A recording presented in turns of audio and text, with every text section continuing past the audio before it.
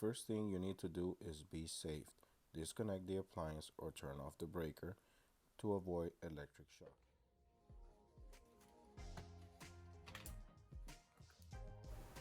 Hello guys, today we're going to be working on a GE model refrigerator, and the problem that we have with this refrigerator is that it's not giving any numbers on the display, and it's not cooling at all. Neither the refrigerator or the freezer side are working, and everything is thrown out. The model number is on the display, and as you see right now, we open the freezer and we got some light, but we don't hear any fan working or anything like that. So that's the model number again. We're gonna go ahead and close it. We're gonna get to the back, and we're gonna go ahead and start checking the main control board components to see if we can see any visual damage on the board. We're gonna make sure that all these harnesses are connected to the board correctly. Make sure there's no wirings loose or wires break apart or anything wrong on the board. Just go ahead and check if you see any visual damage on the circuit board. And then if everything looks correct here, and if you don't have a tester, if you are a homeowner and trying to do this repair for yourself, we're gonna basically use common sense. We have lighting inside. That's an indication that we have 110 volts current in the refrigerator. And now in this picture, it shows you where the wiring fits in for the display board, where it shows the number. So go ahead and check the wiring. In some models, it will fit the wire through the left top or left bottom.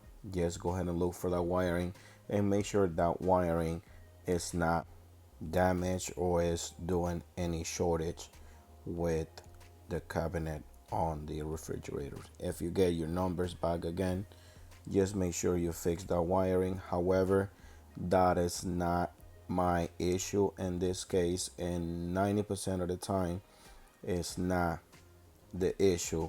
The wiring most of the time is good, so we're gonna go ahead and start checking the board. Make sure all the components, we don't see any pop out capacitors or any burn signs in the actual board.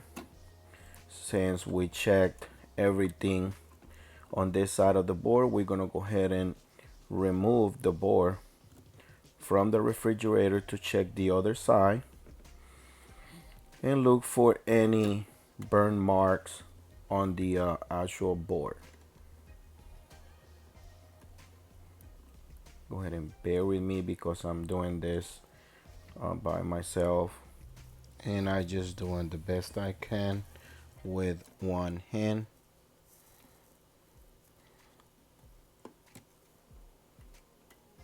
And this is where it's a little difficult to do this with only one hand.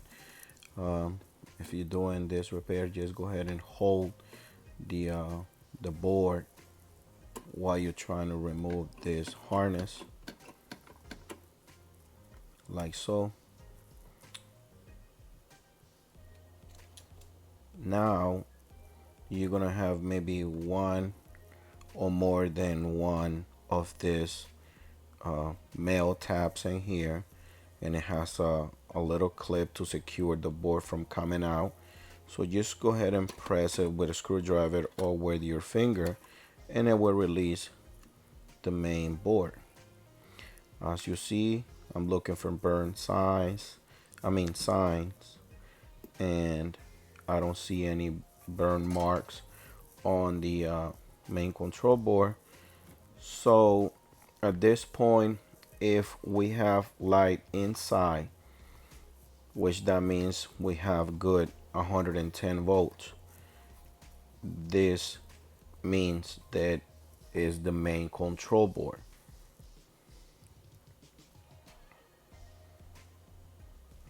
We're gonna go ahead and install a new main control board.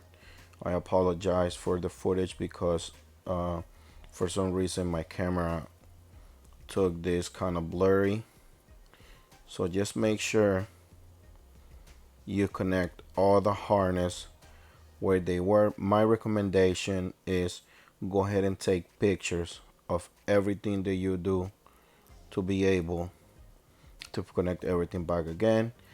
The ground cable that comes with the new board, it was a little different than this one. You can just attach it to the refrigerator cabinet, but I decided to just remove the green ground cable from the old board, which it was more convenient because it's connected to a harness on the refrigerator. So just switch the ground wire to make your life easier.